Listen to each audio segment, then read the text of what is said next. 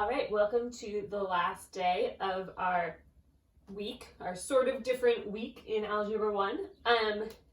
This is kind of exciting. We have learned all the different ways to solve quadratic equations. We've done factoring, we've done taking the square root of both sides, we've done perfect square trinomials, we've done difference of squares, we've done quadratic formula, completing the square, the new method we learned yesterday. We've done everything. Now our job is to organize all that information in our head so we can use it efficiently. So the reason we learned all of those processes is because different ones work better for different problems. And we've talked a little bit about that as we've gone through the different methods, but today we're really going to figure out, like, when do you use which one? And when I say we're going to figure it out, you're going to figure it out. And you're going to do it just by making a list of all the things we've learned. I will give you a little help with that. And then turning it into a flow chart of things to try first. I will tell you that the first thing you should do every time is try to factor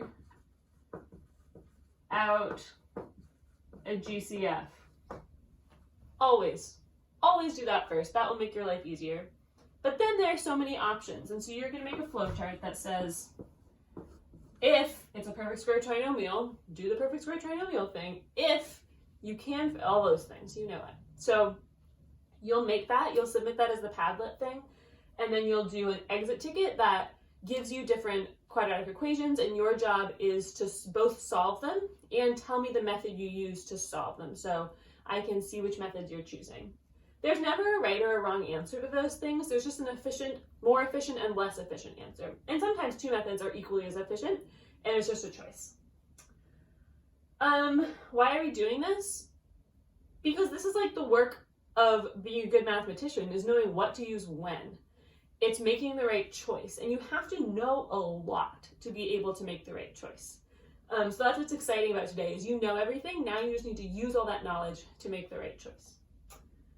Yeah, and then we're not quite done with quadratics yet. There's some more different forms and graphing stuff that we have to do, but this is the bulk of the work. So congrats on getting this far.